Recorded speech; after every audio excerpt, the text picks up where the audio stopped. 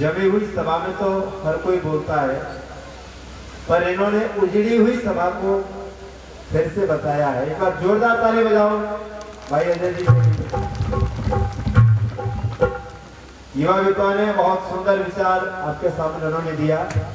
महर्षि दयानंद सरस्वती विश्व के अंदर ऐसे प्रथम व्यक्ति हैं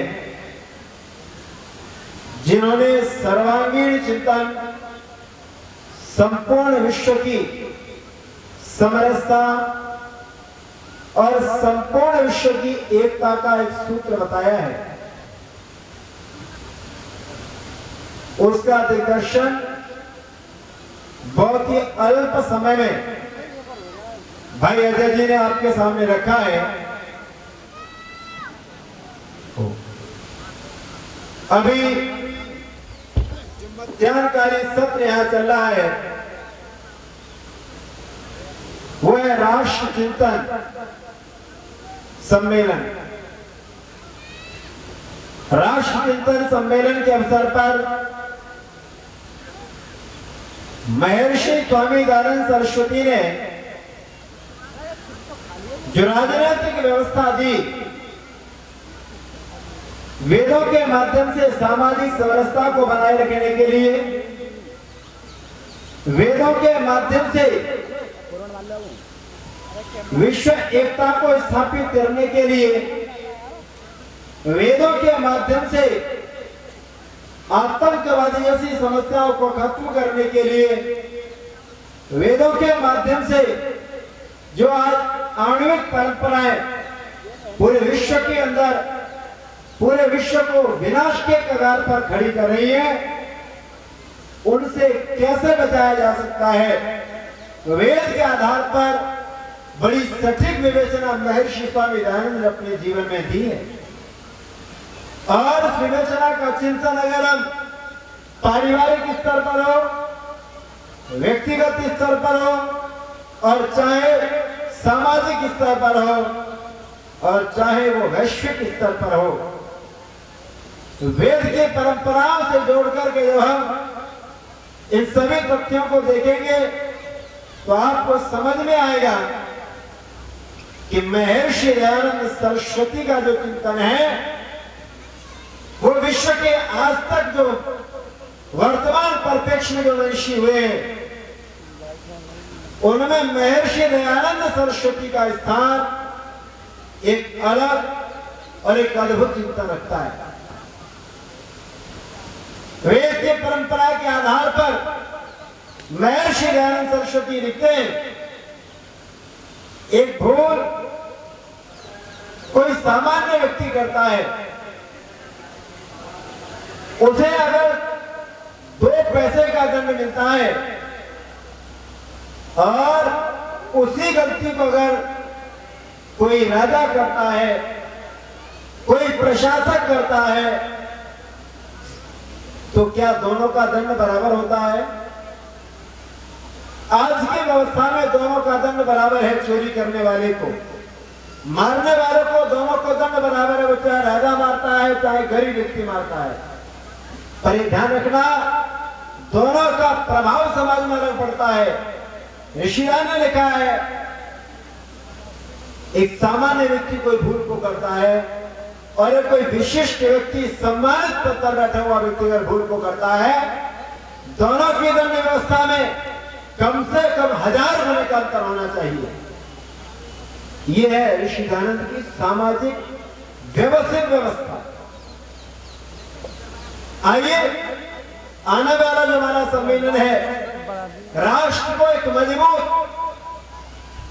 दिशा कैसे मिल सकती है, इसका चिंतन करने के लिए आज ये राष्ट्र चिंतन सम्मेलन का आयोजन किया गया है।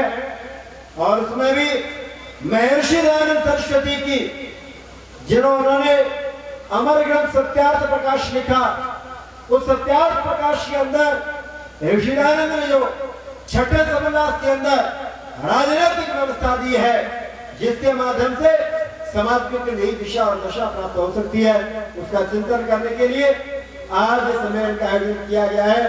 मैं आपसे निवेदन कर देना चाहता हूं, इस सम्मेलन का शुभारंभ करने से पूर्व इस कार्यक्रम के अध्यक्ष के रूप में हमारे मध्य में इस गुरुकुल के कुलपति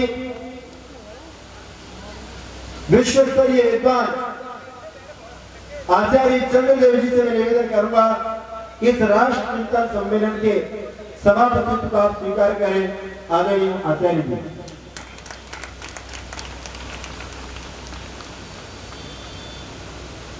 आप सभी महानुभावों से निवेदन है, आप गुरुकुल परिसर में जो अतिथि वृंद बैठे हुए हैं, आप बहुत बहुमूल्य समय निकाल करके इस पावन स्थल पर पधारे हैं। मैंने प्रातःकाल भी कहा था कि इस समय इस कार्यक्रम में जो विद्वानों का समागम हुआ है, ये समागम सहज नहीं होता है, ये दुर्लभ है।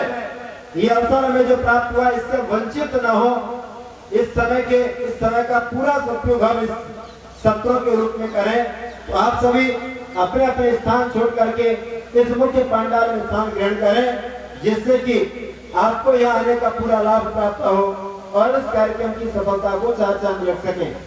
आइए आज के हमारे इस कार्यक्रम में हमारे मुख्य अतिथि के रूप में स्याना क्षेत्र के चिरपरिचित विधायक, जिनके नाम से ही पूरे क्षेत्र में एक अलग उनके विचारों का अस्तित्व है समाज में, ऐसे प्रतिष्ठित व्यक्तित्व आज हमारे मध्य में पधारे भाई देवेंद्र सिंह जी।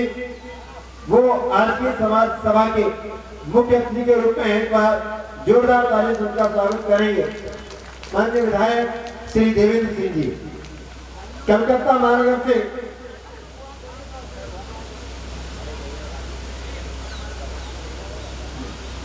हमारे मध्य में पधारे प्रसिद्ध उद्योगपति श्री जयप्रकाश जायसवाल जी। मैं एक बार निवेदन द्वारा करूंगा, एक बार खड़े होंगे। श्री जयप्रकाश जी एक बार जोरदार ताली से स्वागत करें। भाई जयप्रकाश जी गत वर्ष से लगातार कार्यक्रम में आ रहे, पिछले वर्ष भी कार्यक्रम में पहुंचे थे और इस बार जब मैंने उनको निमंत्रण दिया, उनका गुरुकुल नहीं जाऊंगा ऐसा संभव नहीं है और मैं अपनी व्यवस्था में आऊंगा। आज प्रातःकाल में यहाँ गुरुकुल के कार्यक्रम में पहुंचे, इनके हम आभारी हैं। मैं इस कार्यक्रम की महत्वपूर्ण व्यवस्थाओं के साथ में आज के हमारे मुख्य अतिथि श्री देवेंद्र सिंह जी, जिनके क्षेत्र में हमने अपनी भव्य शोभा यात्रा का इनके क्षेत्र से शुभारंभ किया। चासी क्षेत्र आपके विधानसभा क्षेत्र में पड़ता है। आपने कहा कि इतना महत्वपूर्ण स्थान जहां महर्षि दयानंद सरस्वती जैसे व्यक्तित्व आए और हमें जानकारी नहीं थी, आज ये पता चला है। निश्चित ही हम इसके लिए कुछ न कुछ विचार करेंगे। मैं ऐसे महामना व्यक्तित्व को यह प्रतिष्ठापित करना चाहता हूं और ईश्वर से हृदय से उनका आभार प्रकट करता हूं। हमारे मंच पर भाई नवासी सिंह जी बैठे हुए, मैं उनसे निवेदन करूंगा कि वो आए और आदरणीय विधायक जी का, देवेंद्र सिंह जी का माल्यार्पण करके स्वागत करें। श्री मवासी सिंह आर्य जी।